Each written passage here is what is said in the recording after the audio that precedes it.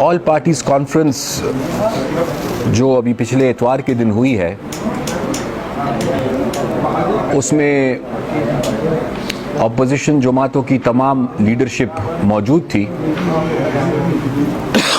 और अवामी national party की नुमाइंदगी उस कॉन्फ्रेंस में मैं कर रहा था। वो तमाम मालूमात और तफसीलात तो लोगों तक पहुंच चुकी है कि उस दिन मुख्तलिफ सियासी लीडरों ने क्या कहा।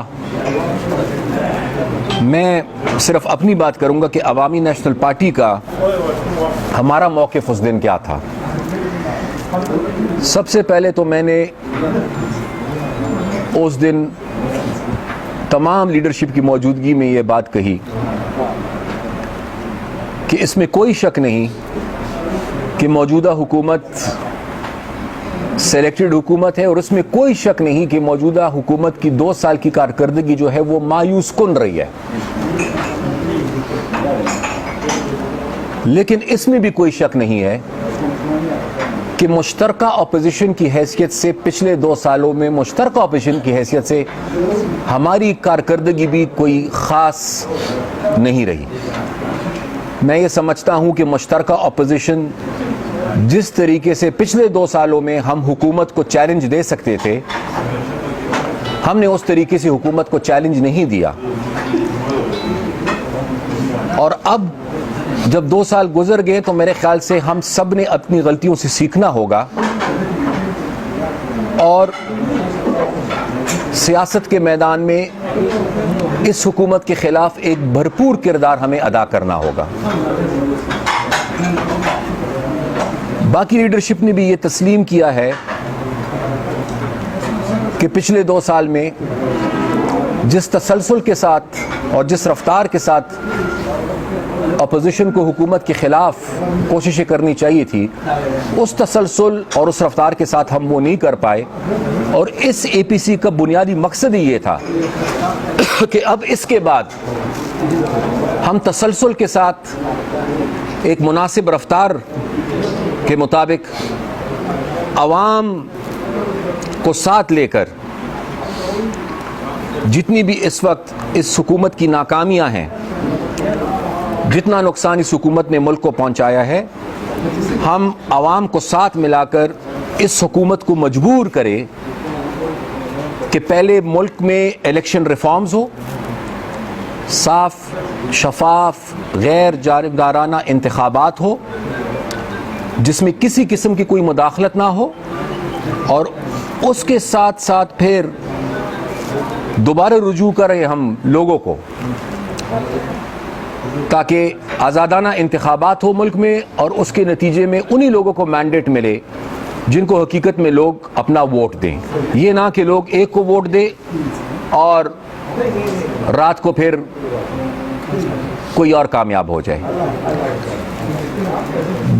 तीसरी बात जो मैंने वहाँ कही थी वो ये थी कि मेरे ख्याल से हमें अब इस वक्त एक नए मीसाक की ज़रूरत है,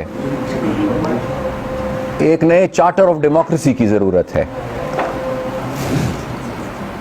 पिछला मीसाक जब हुआ था शहीद बेनज़ीर भुट्टो और नवाज शरीफ साहब की मौजूदगी में, उसको हुए काफ़ी अरसा गुजर गया। उस मीसाक के कुछ नुक्तों पर अमल दरामद हुआ है और कुछ पर नहीं हुआ। उधर भी हमने अब सीखना है कि कहाँ कहाँ पर गलतियाँ हुई है।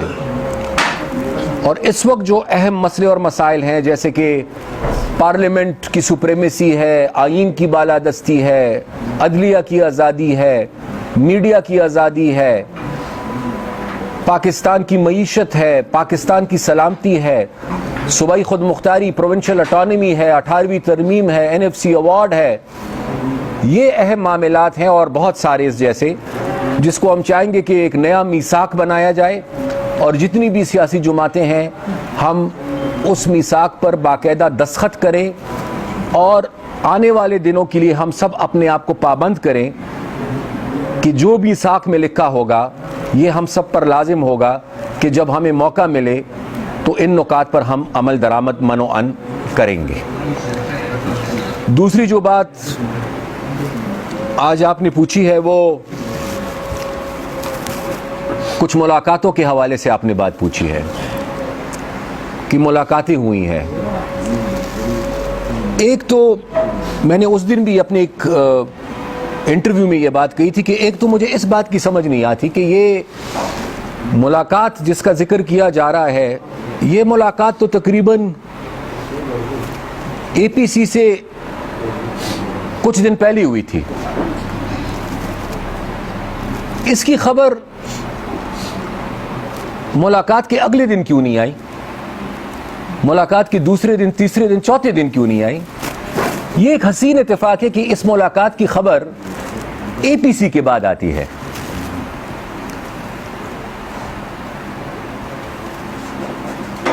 और अगर किसी की कोई मुलाकात हुई है उसका तो मुझे पता नहीं, हर किसी ने अपनी वजाहत खुद करनी होगी। एक मुलाकात जिसका मुझे पता है और जिसमें मैं खुद भी शामिल था, मैं उसका जिक्र करता चलूं। ये मुलाकात जीएचक्यू में नहीं हुई। ये मुलाकात इस्लामाबाद में मेस है आर्मी का, उस मेस में ये मुलाकात हुई थी। और ये मुलाकात अपोजिशन की ख्वाहिश पर नहीं हुई थी, ये मुलाकात आर्मी चीफ की ख्वाहिश पर हुई थी। आर्मी चीफ ने अपोजिशन नहीं बल्कि नेशनल असेंबली में जितनी भी पार्लियामेंट्री पार्टीज है उनकी लीडरशिप को दावत दी थी। आर्मी चीफ की तरफ से दावत थी कि जी हम बैठकर कोई अहम मसले मसाइल हैं उस पर बातचीत करना चाहते हैं। और वो अहम मसला था गिलगित बल्तिस्तान के मुस्तकबिल के हवाले से कि गिलगित बल्तिस्तान में इंतज़ामी ढांचा और उसकी इंतज़ामी हैसियत मुस्तकबिल में क्या होनी चाहिए। बाकी आर्मी चीफ की जिस किसी से भी जो गुफ्तगू हुई है वो ना आर्मी चीफ के हवाले से कहना मैं मुनासिब समझूंगा और ना उन लोगों के हवाले से कहना मैं मुनासिब समझता हूं जिनकी उनके साथ गुफ्तगू हुई थी। वो अगर वो खुद फरमा दे तो ज़्यादा बेहतर होगा। जहां तक मेरा ताल्लुक है, अवामी नेशनल पार्टी का ताल्लुक है, गिलगित बल्तिस्तान के मसले के अलावा और किसी पॉइंट पर हमारी गुफ्तगू नहीं हुई।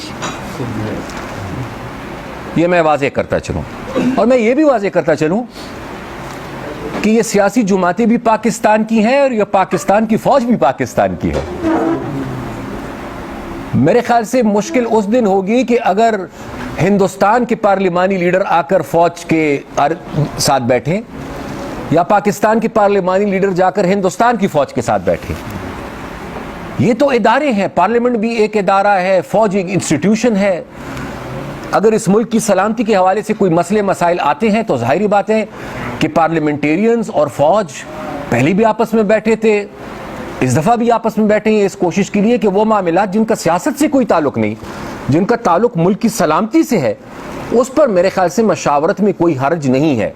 लेकिन कुछ लोगों की ये कोशिश है कि इसको दूसरा रंग दिया जाए।